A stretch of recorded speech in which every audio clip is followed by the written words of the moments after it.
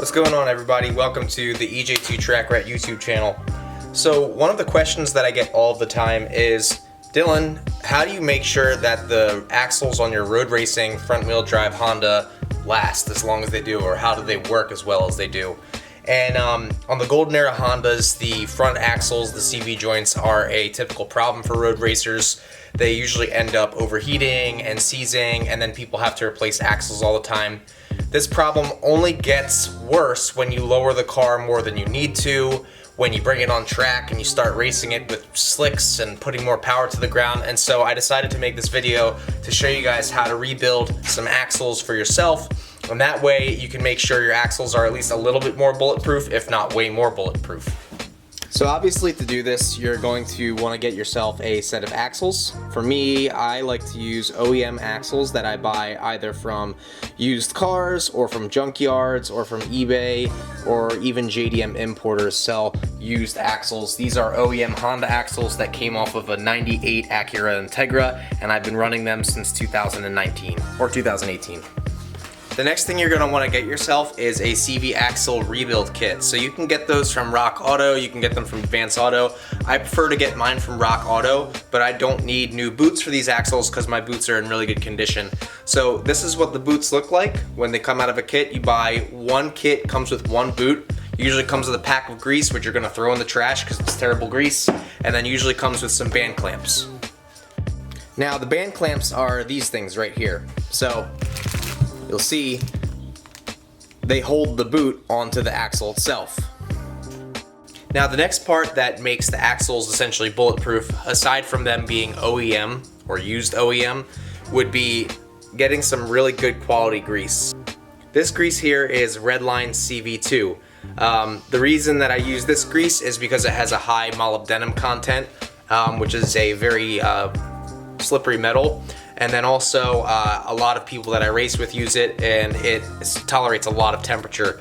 So we basically use as much of that grease as we can in each of the CV joints, whether it's the tripod end of the axle or whether it's the CV, the constant velocity end of the axle, and that helps keep everything lubricated. Now, this end right here is your constant velocity end of the axle. This is a tripod style axle joint, and this side, when you cut the boot off, will just slide off the shaft. This side, on the other hand, has several ball bearings, and then it has a cage as well. And so you're going to use a punch to basically get the ball bearings situated so that you can take them out. And then once you get all the ball bearings out, you can clean them, you can take the cage out, and you can clean that as well. Some of the cheaper axles do not have this end disassemblable. You cannot disassemble this end of some of the cheaper axles. That's why I like using the OEM used ones. They're hard to find, but they are good enough. They are very good, and the tolerances from the factory are amazing.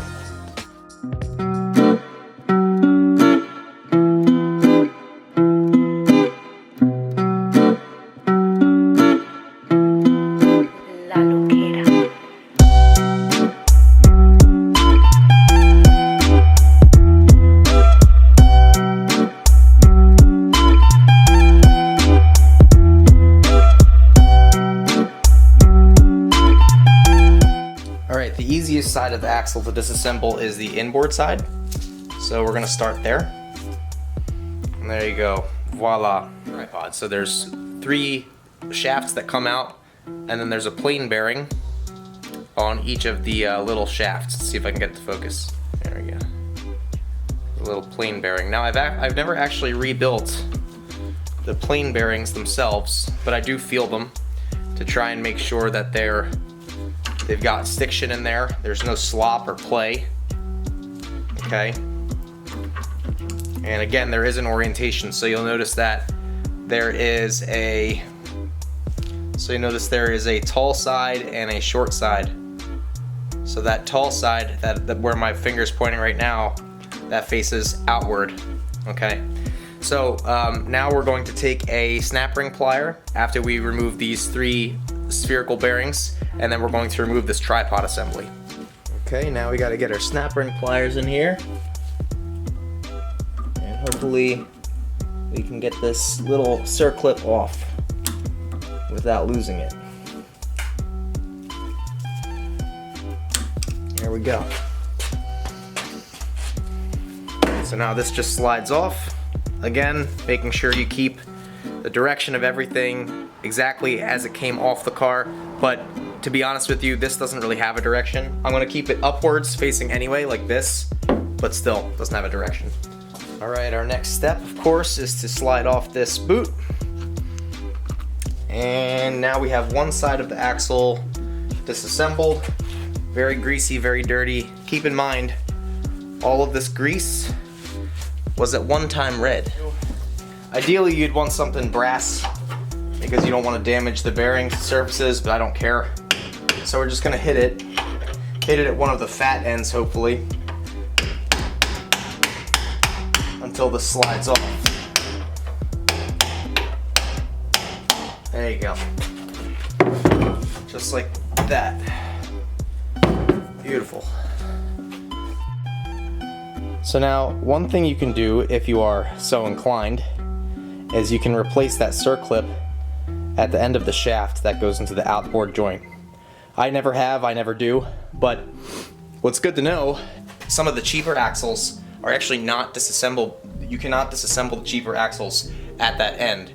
So you might try and bang and bang and bang, but like the $50, $40 Sure Track ones you get from Rock Auto for these old Hondas, that you can't disassemble them, so you basically have to clean them with brake clean and then put your own grease in and hope it holds. I've done one that way and it's held pretty well. Not for my own car, but yeah, it's definitely possible.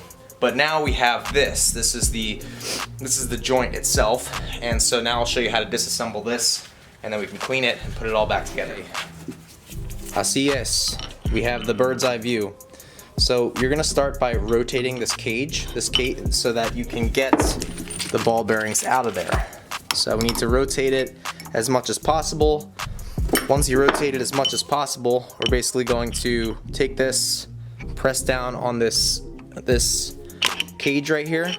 The race will slide up like that, or the inner race will slide up. Just keep hitting it, and eventually you'll be able to remove the ball bearing. We're gonna put that there. Now you take your punch, rotate it, you go to the opposite side, okay? Press down, there's another ball bearing, okay? And then you just keep doing this on opposite sides until you get all of the ball bearings out. Okay, there we go. So, there you go. So this inner race, you'll notice, has a direction to it. The tapered end faces downwards, okay? Downwards into there, remember that. Okay, so now, notice how this side is fatter than this side, okay? So I don't know if you can really see that on the video, but you know, for now, just take my word for it. This side right here is thinner than this side's fat, it faces downwards, okay? Now you have your outer race, which is also your CV joint, and now we can commence cleaning everything. Clean off the ends as well.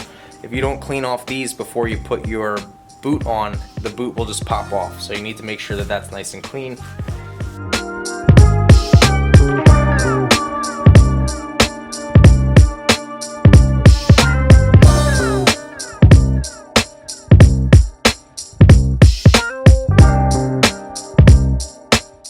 You can see, if you look really close, some of the redness from the rag and also maybe from some of the old grease, but probably just the rag. And no bluing, no cracking. That's kind of the most important thing. Want to make sure it's not cracking or bluing. And if it's not cracking or bluing, I'm going to make the call to put it back in the car. So let me just get it cleaned a little bit more, and then we'll move on to the inner race. Okay, so this now needs to be cleaned. We're going to clean it, and then we're going to inspect it. Again, looking for bluing, looking for cracks. That's primarily what I'm concerned with.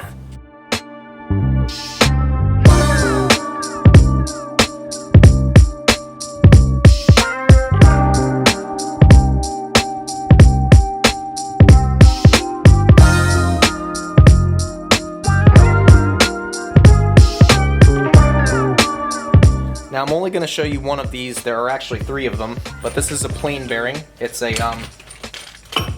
spherical bearing, similar to what you'd find in the suspension of a race car, you know. And Spherical bearings basically allow for high load applications where movement is needed. And so what we're going to do is we're going to inspect this spherical bearing for excessive play, excessive wear, and if it's got any of that, we know that the axle's bad and we gotta throw it out. Okay, now similarly to the CV joint, you should be able to disassemble these. And you should be able to clean this component separately from this component. Now if you look, there's no damage going on here. Maybe a little bit of pitting, nothing crazy. And you're gonna do the same thing here. You're gonna inspect this outer race here, and again, if you can see, you'll see there's really no damage here. Maybe a little bit of pitting, nothing crazy. Okay, so we cleaned it. We're gonna put it back together. There you go. That's one of your spherical bearings for the tripod assembly. Now, I should mention that there is a rolling component to these spherical bearings. So if you look, this outer part rolls, and there's a circlip to take that apart. I've never done it, and I've never had issues. So that's just my 2 cents.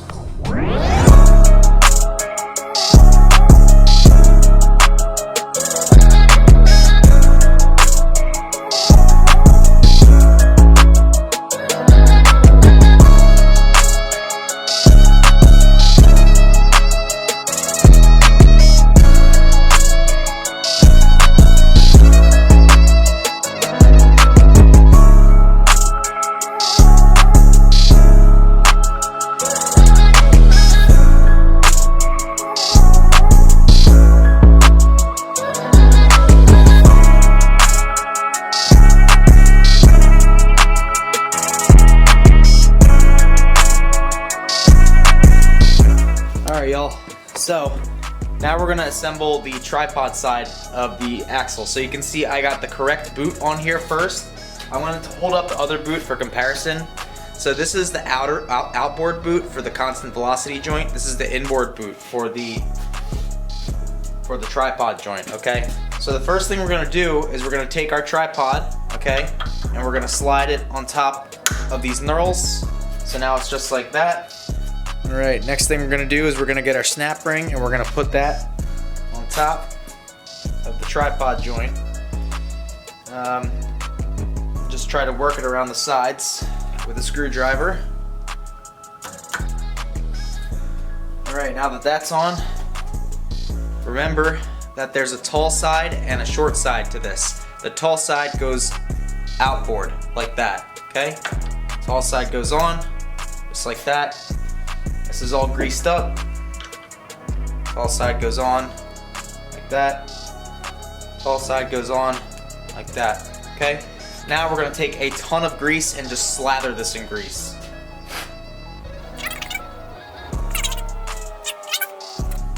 We're going to take this guy or girl and we're gonna slide it on. And there you go. You have an axle.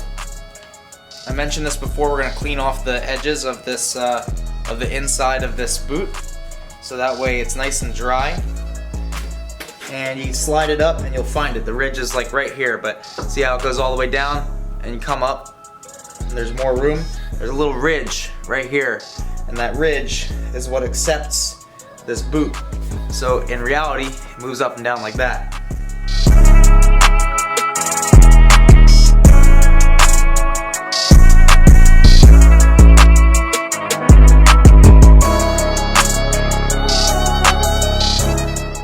There's a tapered end on this. Tapered end faces downwards. The fat end of this cage, the fat end of this cage also faces downwards.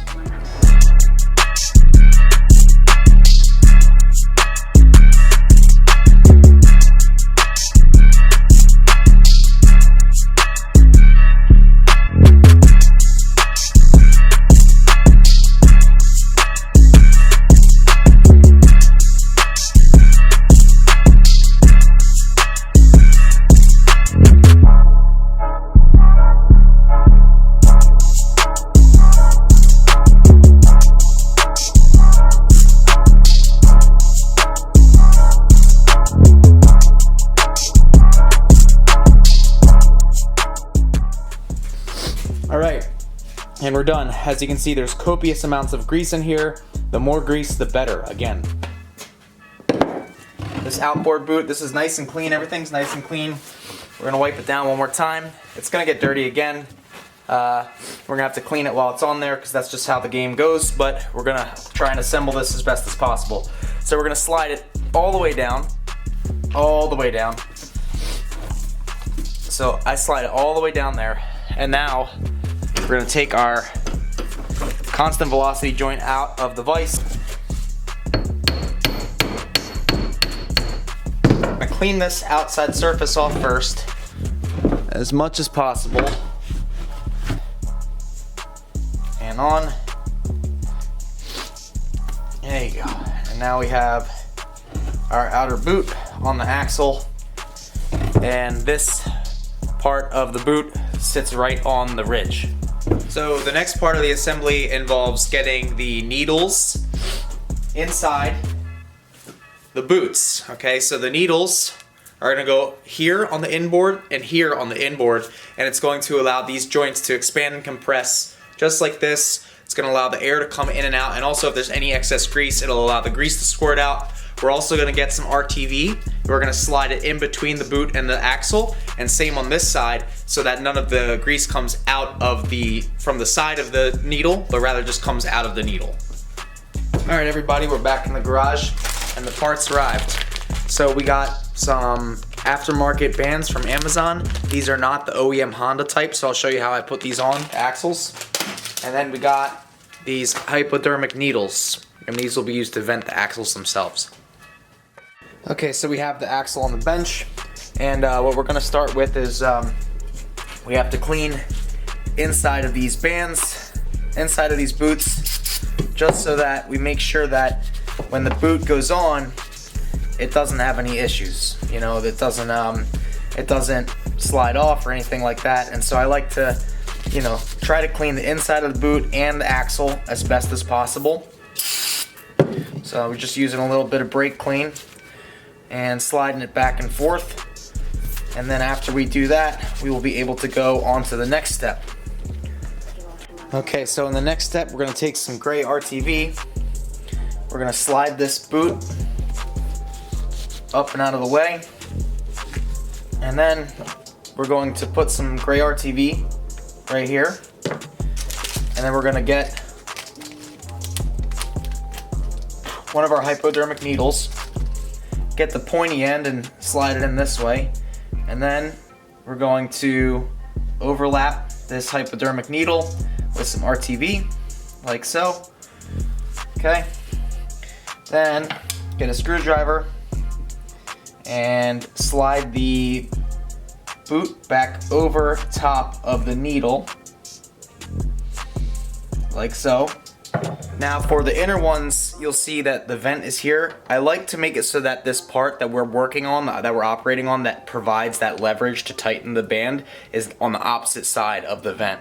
The reason for that is it will crush the vent very easily if you don't do so. And I've seen tons of these axles people put together themselves, and they crush the vent and the vents don't do anything.